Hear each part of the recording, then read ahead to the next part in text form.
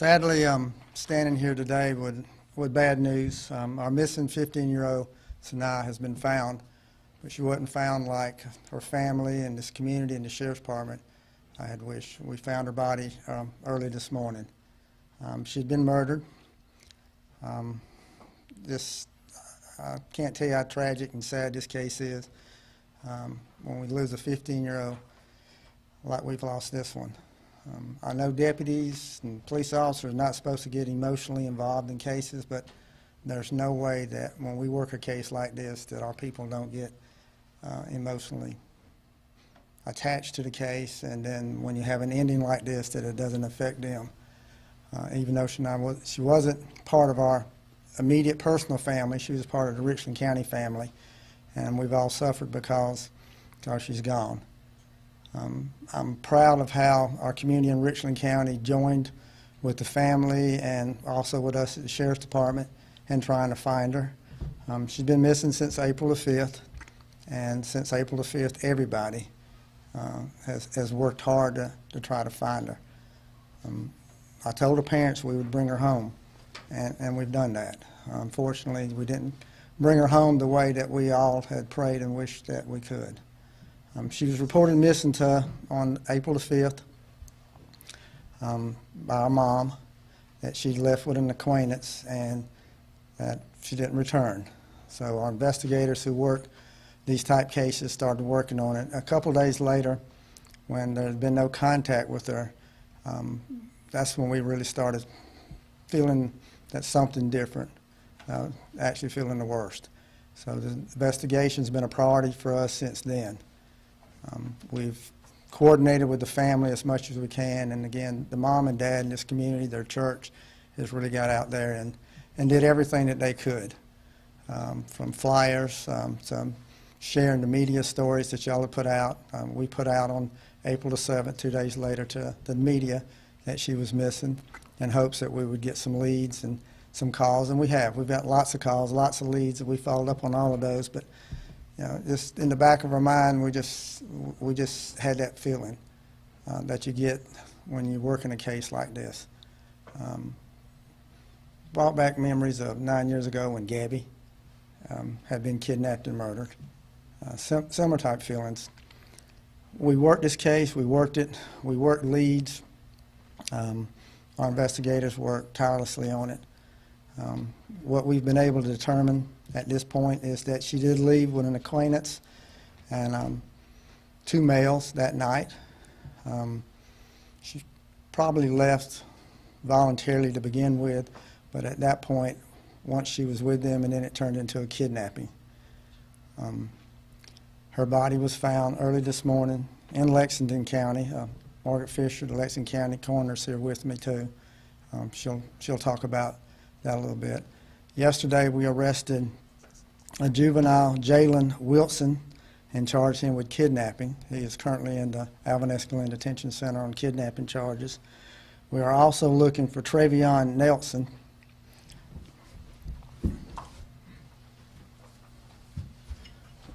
We have kidnapping warrants on him.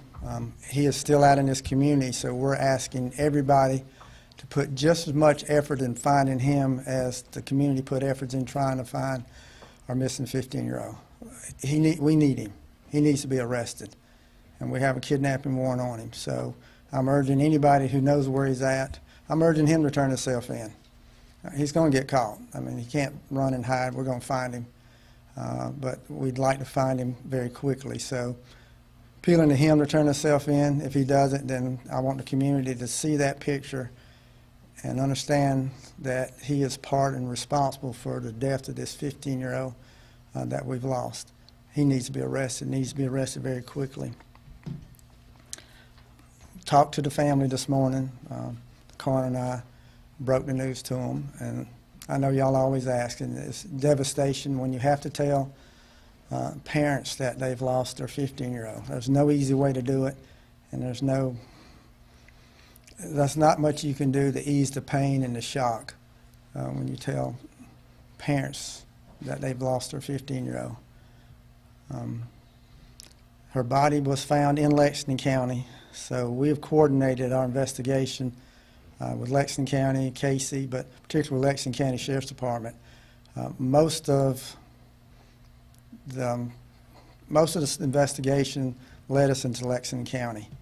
Even though she was kidnapped here in Richland County, just about everything else happened in Lexington County, so we've been coordinating with them. They're the lead agency at this point.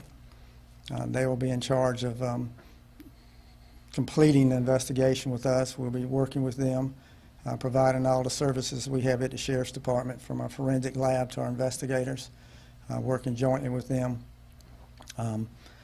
Whatever other charges that are brought will be brought from Lexington County Sheriff's Department. But again, cases like this, you have to have partnerships and you have to work together. Columbia's not that large where one agency covers most of it. It doesn't take much to cross over in other jurisdictions, so it's very important that we all work hand in hand together, and we've done that on this case. It's sad when you lose someone like that. I know this community is touched by her disappearance, and even will be touched even more when they hear what happened to her. But our heart and prayers go out with her family and also with this community. It's a time of healing now. It's a time of anger, mad that a 15-year-old lost her life and how she lost her life. There's anger, there's frustration, there's all kind of emotions that go on now. But as a community, I just pray that our community does come together and surround this family with prayers and support them as much as we can, because they're going to need it. The coroner from Lexington County, Margaret Fisher. Hey, I just want to say to the family, send our condolences from Lexington County Coroner's Office, and we can't imagine what the family's going through. I can't imagine what the family's going through. It was a very difficult scene for our office. We stayed most of the night processing and taking care of the family, taking care of Sanaa, and we're going to have an autopsy will be performed tomorrow at 10:30 at the University of South Carolina, MUSC in Charleston. We have a preliminary cause of death, but we don't want to release it yet. We're just going to wait until we get the autopsy results tomorrow before we release that information. She was found in a wooded area over off of I-20 in the Leesville area. Don't want to release any more information at this time because we're still processing. So that's all we have right now. Questions? How long after she was kidnapped was she murdered? We don't know for sure yet, but we believe shortly thereafter she was kidnapped. The same night, probably the same night that she was taken, as she was murdered that night. What was the relationship between the two males? Were they friends? Was she dating either one of them, or did they have any kind of relationship? How do they know each other? We're not going to go into that. That's right now. The most important thing is just let the community know that she has been found, and that the family needs help. That's the most important thing right now. So their relationship is part of our investigation, and Lexington's investigation with us too. So at some point, all of that will come out. Is Wilson facing any murder charges or just kidnapping? We've only charged him with kidnapping in Richland County at this point. Any additional charges related to her murder will be they'll be charged in Lexington County. They're in charge of that. Again, a couple main points. One is let the community know that she's been found. Two is let the community know who we're looking for. We need the community to start calling. Call Richland County, call City of Columbia, call Casey, call 911, call Crime Stoppers. It doesn't matter who you call, but if you know where he's at, call us. Let us know. We need him. He needs to be held responsible for what he did. How was the remains discovered? Was it through those tips you led you to those remains, or how was that? Just through the investigation.